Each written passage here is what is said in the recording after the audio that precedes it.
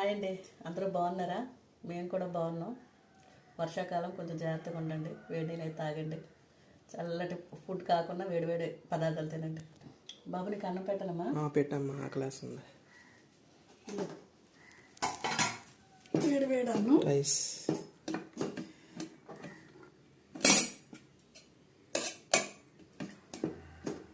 నేను పైన పెట్టడం వల్ల అన్నం అవుతుంది.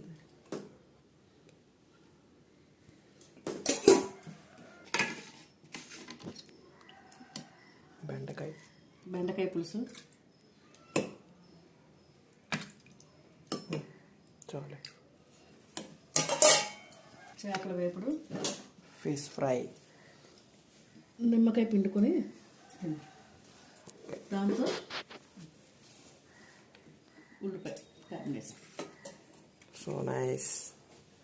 బాగా